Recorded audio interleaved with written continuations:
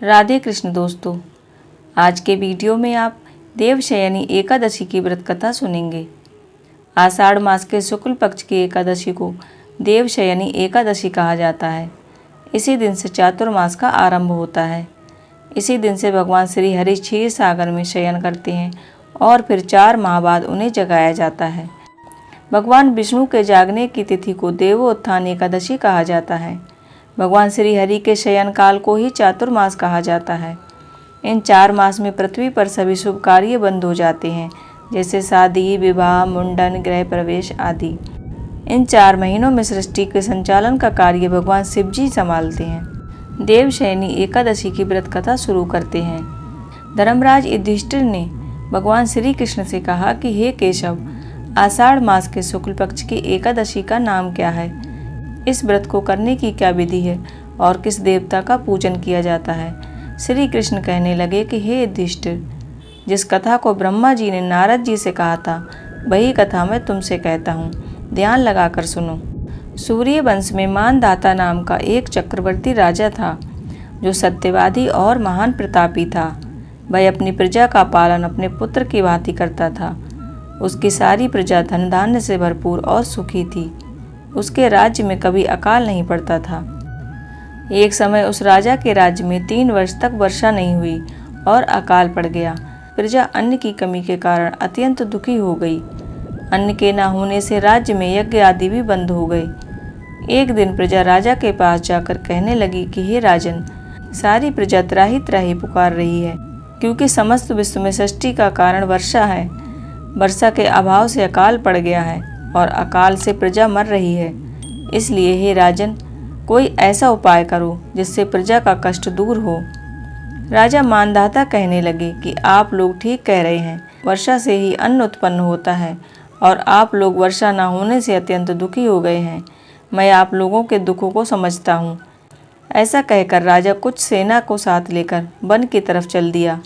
वह अनेक ऋषियों के आश्रम में भ्रमण करता हुआ अंत में ब्रह्मा जी के पुत्र अंगिरा ऋषि के आश्रम में पहुंचा।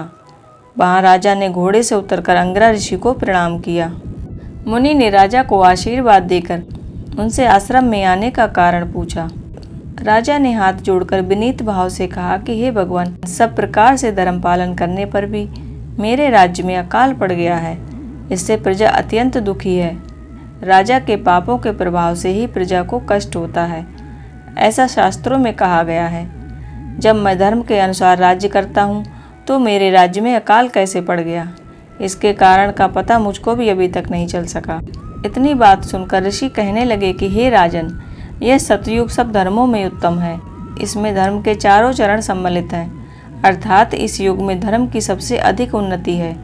लोग ब्रह्मा की उपासना करते हैं और केवल ब्राह्मणों को ही वेद पढ़ने का अधिकार है। ब्राह्मण ही तपस्या करने का अधिकार रख सकते हैं, परंतु आपके राज्य में एक शूद्र तपस्या कर रहा है। इसी दोष के कारण आपके राज्य में वर्षा नहीं हुई है। इसलिए यदि आप प्रजा का भला चाहते हो तो उस शूद्र का वध कर दो। इस पर राजा कहने लगा कि महाराज, मैं उस निरपराध तपस्या करने वाले शूद्र को किस तरह मार सकता हूँ? आप इस दोष से छूटने का कोई दूसरा उपाय बताइए। तब ऋषि कहने लगे कि हे राजन, यदि तुम अन्य उपाय जानना चाहते हो तो सुनो। आषाढ़ मास के शुक्ल पक्ष की पदा नाम की एकादशी का विधि पूर्वक व्रत करो। व्रत के प्रभाव से तुम्हारे राज्य में वर्षा होगी और प्रजा सुख प्राप्त करेगी, क्योंकि इस एकादशी का व्रत सब सिद्धियों को देने वाला है और समस्त उपद्रवों का नाश करने वाला है। इस एकादशी का व्रत तुम प्रजा, सेवक तथा मंत्रियों सहित करो। मुनि के इस वचन को सुनकर राजा अपने नगर को वापस आया और उसने विधि विधान से पद्म नाम की एकादशी का व्रत किया। उस व्रत के प्रभाव से वर्षा हुई और प्रजा को सुख पहुंचा।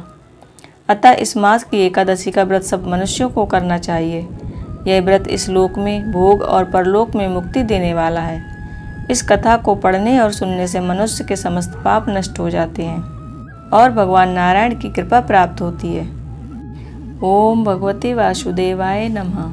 भगवान श्री हरि नारायण आप सभी का कल्याण करें। इसी प्रार्थना के साथ आज का वीडियो यहीं पर समाप्त करती हूँ। वीडियो अच्छा लगा हो तो वीडियो को लाइक ज़रूर करें। राधे कृष्ण।